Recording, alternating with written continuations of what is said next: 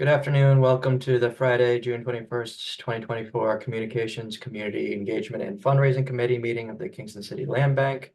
We ask that members of the public limit their comments to no more than 2 minutes per speaker. And with that, I'll pass it off to Committee Chair Bartek Stardai. Hi, hello. I did send around an agenda.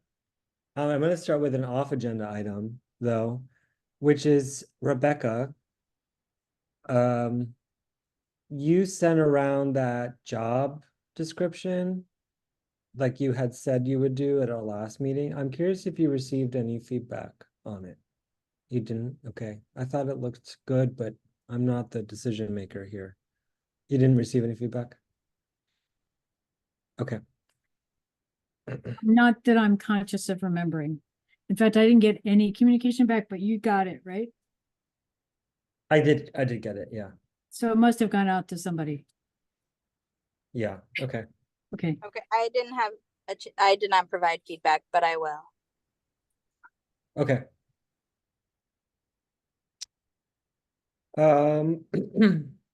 So one of the things we discussed earlier this year is that we wouldn't be soliciting. The only fundraising thing that we're doing right now is to do a campaign to encourage donations to buy down the price of our next round of 6 homes. And we also said that we would start that campaign at the construction start. And that construction start is in July. And so in this Google Doc, I'm just beginning to sketch out the language of that campaign and kind of the theme. But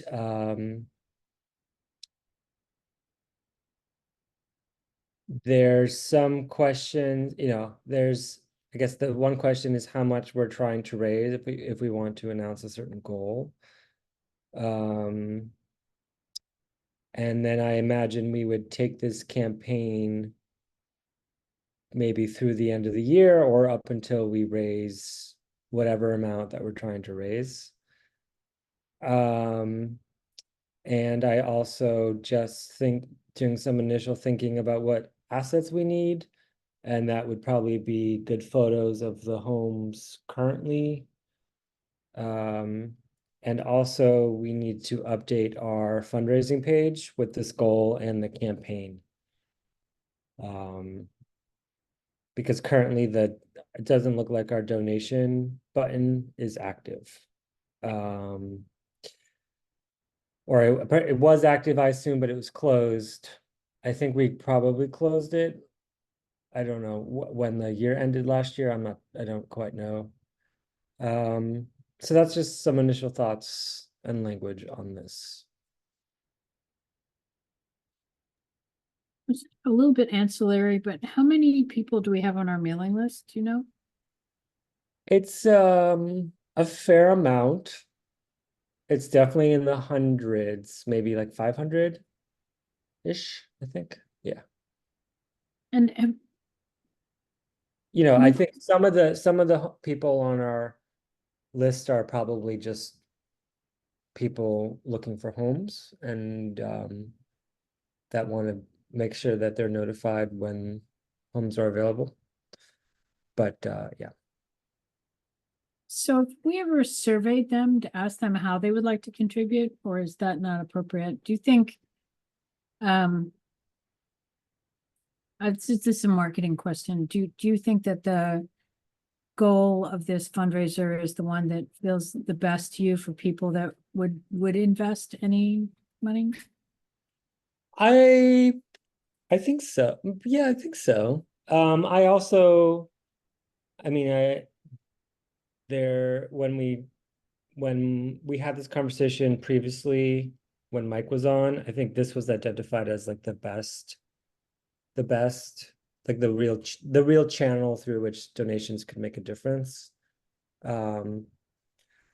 Like, I mean, maybe if we were trying to like acquire property, right, and we needed to raise $100,000, that would be another obvious opportunity for a campaign, but that's not currently the situation. So this felt like the next next best. Well, maybe down the road, when we have, Right. we could just ask that question, like run a Survey Monkey. How would you like to, or, how would you like to engage, at some point? So. Yeah. Because there's a lot of money. What is the level of understanding of how much it actually costs for us to do what we do, right? So, maybe part of the fundraising information that we build here, so just sticking with this, right? Not changing anything, sticking with this. Do we want to try to make clear in some way how much it actually costs for us to create these houses? Or how difficult it is for people to get together the money that they need, you know what I mean? To buy a house, right? So I don't know which is the best way, but I think there's a Well, we level. could do both, right? Because it's going Yeah. to be impact. Well, it also like how a donation would impact a family's, how it would impact the affordability of one of these homes, you know what I mean? Because of our desire to protect the privacy of the people who buy the houses, we don't do a lot of talking about the people who buy them. Mhm. And what kind of once in a lifetime opportunity it is for them. And so, I just think Right. this is a good time to either tell people how affordable the houses are in relationship to what it actually costs for us to repair them. How affordable, we can keep them, and how much better it would be if they could be even more affordable, right? Mhm. So. Yeah. Yeah. So, we Do have we think, that's it. I'm not saying anything. maybe like a little historic fact sheet of like the history of home prices in Kingston over the last, 30 Yep. years or something could be helpful to share also in terms of just, I don't know if that's going to be infuriating, Well, that's to, good. That's good. We wanted to be infuriating. yeah, to people, to That's a see good like, idea. Yeah. just the exponential increase in the rise in home prices in the area. And Mhm. especially over the last like 15 years, I imagine it's just been like a huge boom. I mean, Yeah. there's a disconnect going off of that, Barbara. There's a disconnect between how much the majority of people who live in Kingston make and how much they could afford to pay for a house, right? So, if it should be 1/3 of your income, right? Your mortgage should be 1/3 and taxes and whatever else should be 1/3 of your income. And now in order to buy a house, you have to put down what, 20% of the purchase price or more, 10% of the price, right? To So, avoid PMI. Yeah. yeah. I think also like Rebecca, what you're saying, what people earn who work in Kingston, because there are people who live in Kingston who don't work in Kingston. Sorry, I guess I meant people that live and work in Kingston, not. Yeah, right. That's what I think that is a big data point, and that's where the biggest disconnect probably is in terms of affordable home ownership.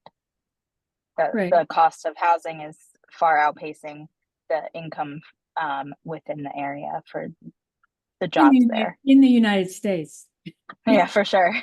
But certainly in Kingston, and that part of what, the land bank is devoted to preserving Kingston, right? That's part of what we're trying to do. And that means it's people, right? So, this money is going towards a person, not towards a building, and that is to a person's experience of community life in Kingston. So maybe that's a way of looking at it, rather than looking at the inflation of home prices, which I think is infuriating and drives us right back towards the, you know, the carpetbagger kind of conversation about people moving up from, you know, I mean, I don't know if that's an Yeah. inappropriate word, but, you know, like when we got stopped by the police. Well, I wasn't driving, but I was driving with someone who got stopped by the police because we didn't wait for someone to cross at the blinky lights on Broadway. You know what I mean? Like you push the, you know, and the woman who was driving had a,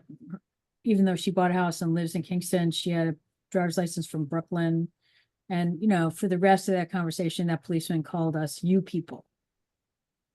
You people, right? You people who moved here from somewhere else, right? So, you know, I think we might have a good chance of raising money if we don't talk about inflation of home prices, but we talk about preservation of working Kingstonians as Kingston residents, right?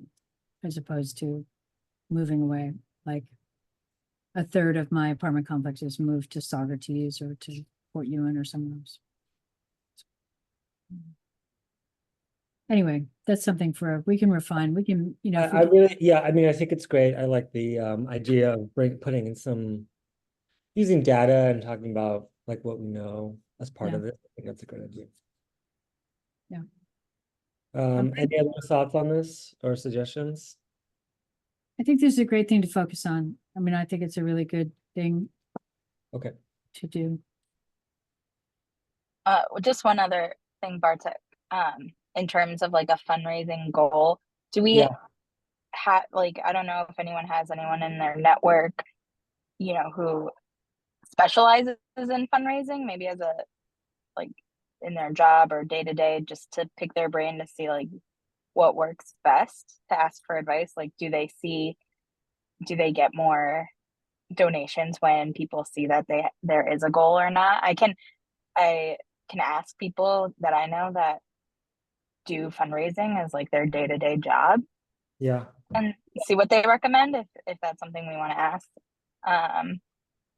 Or if I don't have a preference either way, but if you want me to like see if we think that it helps, I can find out like from people who Yeah.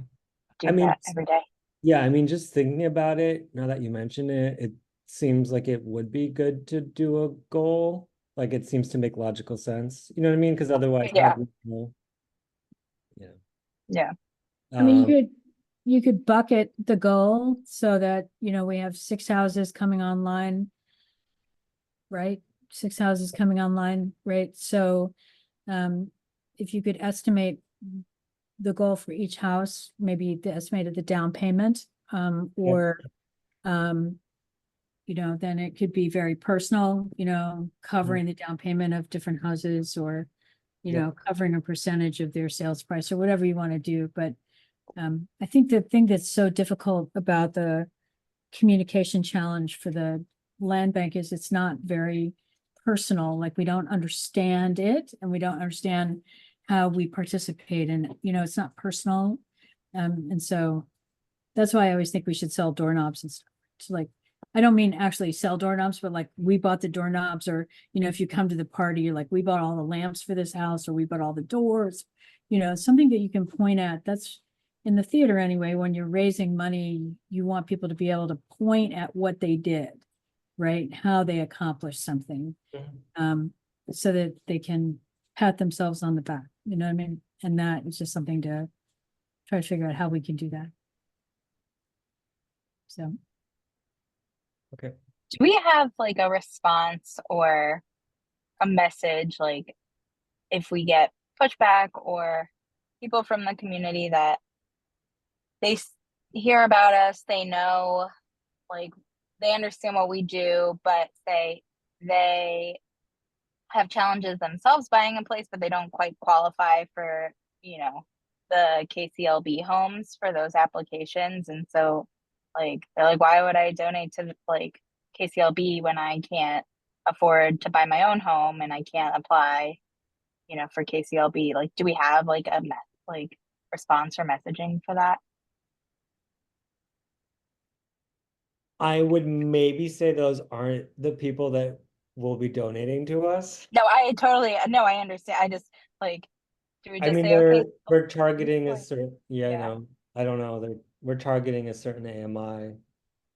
No, I Yeah. agree. I I get, know, but like yeah. just thinking about like where we want to do like the mixers, like Right, well, I mean, I setting think that, like you and know, the response that Mike always has to this type of question, which I agree with, which is that we're kind of just focused on we're just focused on our lane.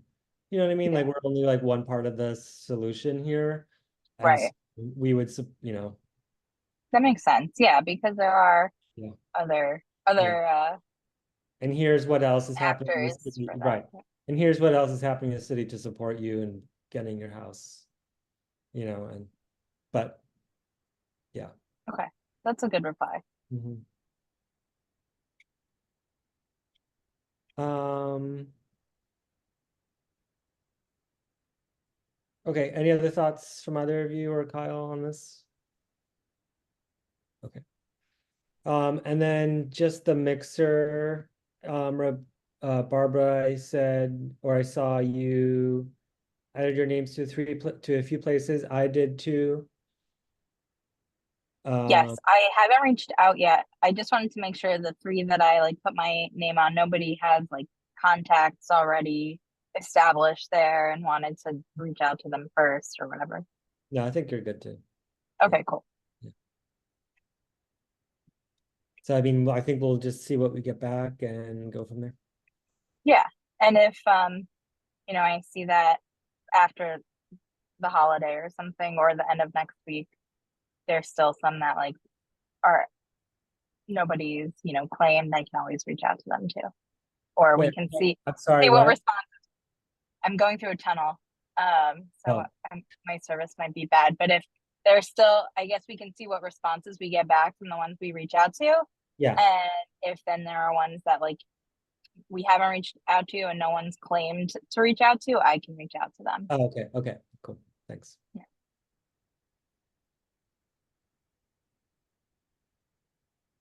I'm sorry, I really can't help with that process. It's too close for me leaving, but when I, Yeah, you're about to leave, it's fine. Does anyone have anything else they'd like to discuss? Okay. I think we're all set then. Bartek, thank you for everything that you do. You're everywhere I go. You're the force for good in the Yeah, universe. everywhere I go too. That's right. So I just want to help you feel appreciated as well as the rest of you guys too. All right, thanks all.